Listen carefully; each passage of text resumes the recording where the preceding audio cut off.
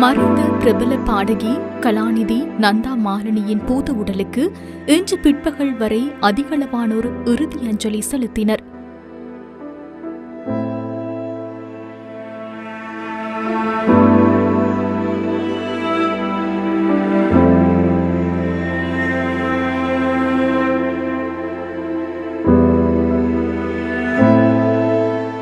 அன்னாரின் பூத உடல் பொதுமக்கள் அஞ்சலிக்காக நுகைகொடி விஜயபா மாவட்டத்தில் உள்ள நந்தா மாலினி இசை ஆசிரமத்தில் இறுதி அஞ்சலிக்காக வைக்கப்பட்டிருந்தது.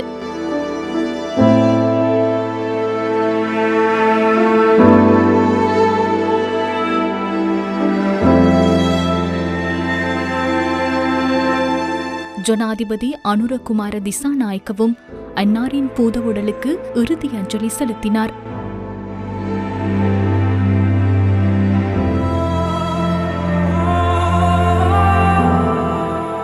அன்னாரின் பூத உடல் நேற்று காலை 10 மணி முதல் மக்கள் அஞ்சலிக்காக வைக்கப்பட்டிருந்தது. கலைஞர்கள், அரசியல்வாதிகள், ரசிகர்கள் உள்ளிட்ட பலர் கலாநிதி நந்தா மாலினியின் பூத உடலுக்கு அஞ்சலி செலுத்தினர்.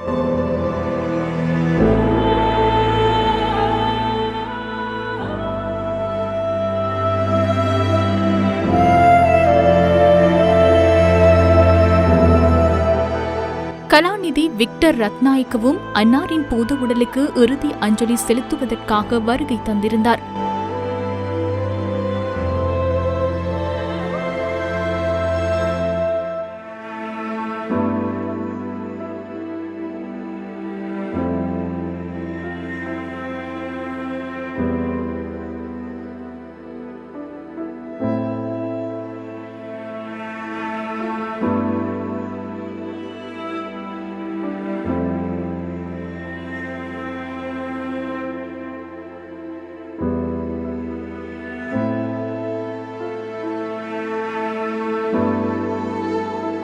அமரர் கலாநிதி நந்தா மாலினியின் பூத உடலுக்கு மகா சங்கத்தினரின் வருகையுடன் இன்று காலை 10 மணிக்கு சமய கிரியைகள் ஆரம்பமாகின.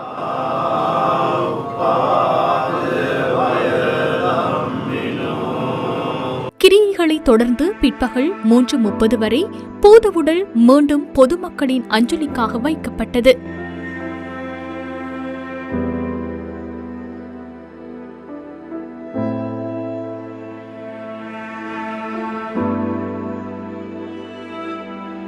பிற்பகல் 3:30க்கு கலாநிதி நந்தா மாலினியின் பூத உடல் தாங்கிய வாகன ஊர்தி இல்லத்திலிருந்து புறப்பட்டு ராஜகிரிய ஊடாக பொருளை பொது மயானத்தை சென்றடைந்தது.